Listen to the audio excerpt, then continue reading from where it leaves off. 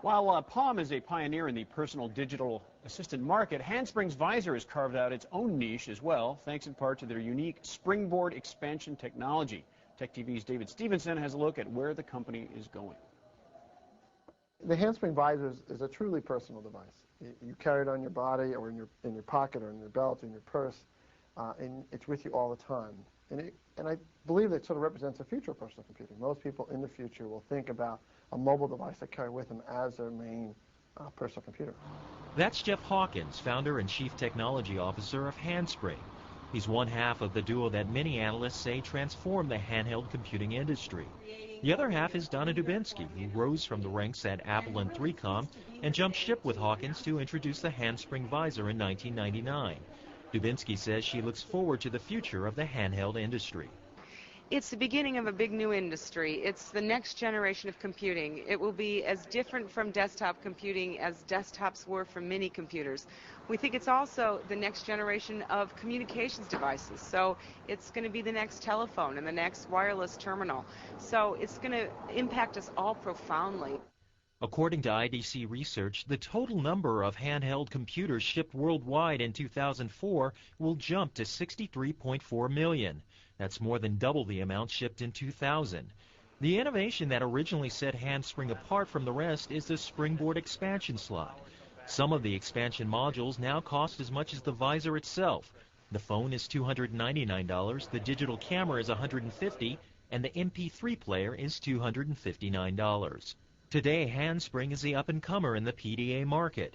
NPD Intellect research shows Palm holding a 64.4% share of the handheld market, while Handspring has 19.5%. The remaining 16% include handheld devices powered by Microsoft's Pocket PC and Windows CE operating systems. And it's the emergence of those Windows-based devices that forms a big challenge to Handspring. Obviously, Microsoft has they have the money, they have the war chest. If they want to turn it out, they can do it. And now they've got a product line that's decent. HP Compact, they're starting to put out good products, and I think that they're a bigger threat at this point than Handspring is. Microsoft's interest in the PDA space and the appearance of products like Compact's iPad could force Handspring to abandon its exclusive use of the Palm operating system. Handspring was really first with expansion. It does a little bit better job at how it deals with modules, but because it's using the Palm OS, it doesn't have the capability that the iPad has in terms of the number of colors it can display, in terms of the kinds of depth that it can get in the software applications. As a result, that even though it is arguably as, if not more innovative, because it's crippled by the OS, it just doesn't do as well. Other challenges for Handspring include the cult following for the BlackBerry, with 500,000 devices sold in 18 months. Hawkins acknowledges new operating system partners could be the link to Handspring's future. If you go out 10 years from now and say, well, will we probably have something in addition to Palm OS? I'd say probably, yeah. Is it going to replace Palm OS? Probably not. We'll have Palm OS products, and we'll probably have some other things too.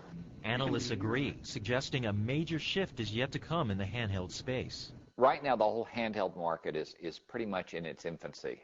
Our expectation is it goes through a major trial next year when the modular computer is introduced. And what they may find is actually Intel will emerge as the biggest problem for this particular segment.